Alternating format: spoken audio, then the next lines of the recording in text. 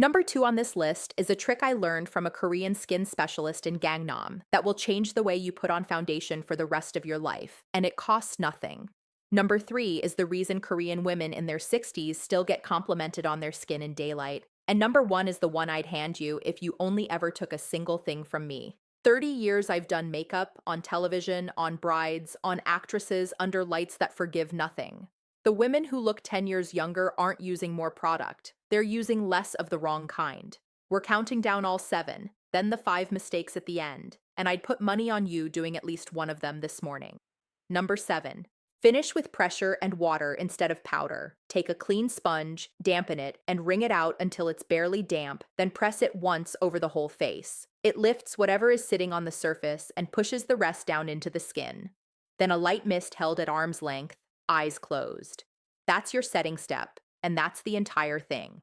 If you get real shine by the afternoon, blot with a tissue and press the area with your fingertip. Do not add another layer on top at 3 o'clock. Adding product to makeup that has already moved is how a face turns muddy. And if you're wondering where setting powder went in all of this, hold that thought because it turns up later on the mistakes list. Number 6. Everything on your cheeks becomes cream from now on. Cream blush, cream bronzer, a little cream balm on the high point of the cheekbone. Powder needs a dry surface to sit on, so it clings to whatever texture it finds, and on mature skin, it goes patchy and emphasizes the exact thing you were hoping to soften. Cream melts into the base and becomes part of the skin. Tap it on with the pad of your finger, build it in 2 thin passes, and stop while you still think you need a little more. You don't. Now you've got the right formula on your cheeks. Where you put it matters just as much, and this next one is free. Number 5, take your blush higher. When we were younger, the rule was the apple of the cheek, and the apple has drifted south since then, because everything does. Color sitting low weighs the whole face down. Start just above where the apple lands when you smile, and sweep it up in a soft diagonal toward the top of your ear. Then take a whisper of the same cream across your eyelids. Color in the upper third of the face lifts everything underneath it, and I have watched this one change take 10 years off a woman in a mirror without her buying a single new product. That's the top half handled. The next one is where women over 50 are doing far too much. Number 4, your under eye, and I want you using half of what you're using now.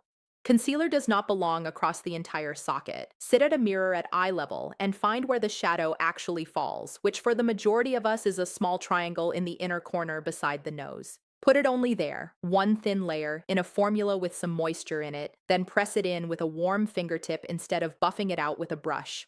Thick concealer in a dry formula is the fastest way to make a crepey under eye look worse, and no amount of setting will rescue it afterward. So that's the makeup done. Number 3 happens before the makeup ever comes out, and it's the answer to the question I get more than any other. Number 3, and this is why Korean women in their 60s still get complimented on their skin in daylight. Most of the work happens in the 10 minutes before anything goes on. Instead of one thick moisturizer, they layer thin ones, patting an essence or a light lotion into damp skin with the palms, waiting, then doing it again, sometimes 3 or 4 times over. Each layer is almost nothing on its own. Together, they put water into the surface of the skin rather than sealing a lid over the top of it. Hydrated skin bends light softly instead of catching it in every line, and it gives foundation something to grip. Makeup on well-watered skin holds for 12 hours. Makeup on thirsty skin starts breaking apart by 11 in the morning. Now your skin is ready. Number 2 is what you do with your hands, and I have never seen it written down anywhere. Number 2, the one I promised you. I learned this from a skin specialist in a small studio in Gangnam who had been treating the same clients for 20 years. Squeeze your foundation onto the back of your hand and leave it there for about 10 seconds. The warmth thins it slightly and gives it slip. Then take it up with 2 fingers and press, never sweep, starting at the center of the face, the nose, and the middles of the cheeks and the chin, working outward with less and less product until you reach your hairline and jaw with almost nothing left on your fingers. Your face carries the most redness in the center and the least at the edges, so this puts coverage exactly where it belongs and leaves the perimeter reading as bare skin.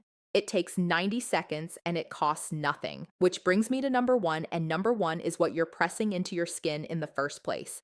Number 1, The base itself, because every other trick in this video sits on top of it. If what's going on your face is working against you, no amount of technique will rescue it. The one I keep going back to is the Luxe Color Changing Foundation. It goes on as a light neutral cream and blends toward your tone as you press it in, so you're not standing at a counter under fluorescent light squinting between two bottles trying to guess. In my kit, it holds its color through the day instead of going orange on you by 3 in the afternoon, which is the complaint I hear more than any other from women over 50. It's sheer enough that it doesn't collect in the lines around the mouth the way a heavy formula does, and it moves when your face moves. That is the whole business with mature skin. This is the your skin, but better bottle women have been asking me for since the 90s, and the formula finally caught up to the ask. If you want to try it on your own face, the link is in the description below, or scan the QR code on the screen. Warm it on the back of your hand and press it in from the center, the way I showed you in number 2. Now the 5 mistakes, counting down from 5, and I'd start being honest with yourself around number 3. Mistake number 5. You're still buying your shade the way you did at 35. You hold the bottle against the back of your hand under those white beauty counter lights, find something close enough, and take it home. But skin loses pigment as it ages, and it goes sallow in some places and pink in others. So a lot of women over 50 are wearing something half a shade too dark and a full step too warm. Then it deepens further as it sits on the skin, and by lunch there's an orange line along the jaw that everybody can see except you. That one is a purchase. The next one is a habit, and it costs you more. Mistake number 4. Full coverage everywhere. I understand the instinct. There are spots you want gone, so you reach for the heaviest formula on the shelf and take it right across the face, ears to hairline. But coverage is opaque, and opaque sits on top of the skin instead of in it. Every fine line around your mouth becomes a little channel for that product to sink into, and by the afternoon, it has settled into the corners of your eyes like grout in a tile floor. The more you cover, the more you see. That is the cruel arithmetic of mature skin. And the next one is what most women reach for to fix it, which is exactly why it does so much damage. Mistake number 3. Setting powder across the whole face, and worse, baking it. I know it's everywhere. A woman half your age packs translucent powder under her eyes with a damp sponge, lets it sit, dusts it off, and her skin looks like glass. Her skin is also oily, 23 years old, and lit by a ring light. On dry, mature skin, that same technique pulls the last of the moisture out of the surface and leaves you flat and crepey, and it gives you flashback in photographs, that white cast that turns up under a camera flash and nowhere else. I'll say it plainly. If you're over 50, put the setting powder down. Number 2 is your hands, and you're doing it right now without noticing. Mistake number 2. You're dragging. Watch yourself next time. You load a dense brush or a dry sponge and sweep it back and forth across the cheek like you're painting a fence. That drag does 2 things, both bad.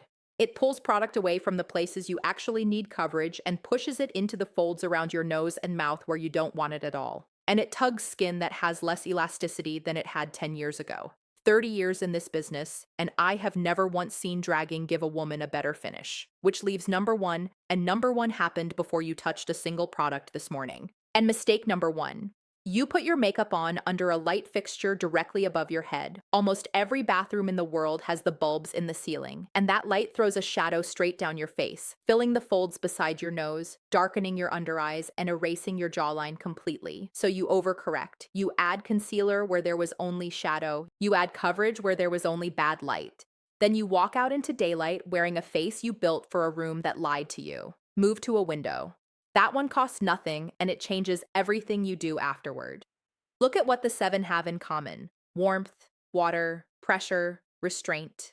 Every one of them is about working with skin that has changed instead of trying to bully it back into what it was in 1995. Young skin survives bad technique because it bounces back. Ours reports honestly on everything we do to it, which is fair of it, and a little rude. Once you stop treating texture as the enemy and start treating it as a surface that needs light and moisture, you stop needing all that coverage in the first place. Tell me in the comments which of the 5 you've been doing, because I'd put money on the powder, and I would like to be wrong. So that's your 7 and your 5. And if you change one thing this week, make it number 1, because everything else sits on top of it. The Luxe Color Changing Foundation is the number 1 selling foundation on Amazon right now, and after 30 years of watching bases fail on mature skin, I'm not remotely surprised. There's a link in the description or scan the QR code on the screen. Next week, I'm doing the 5-minute version of this routine. For the mornings, you're already late. And whatever you put on tomorrow, put it on standing at a window. Daylight is the only mirror that ever told me the truth.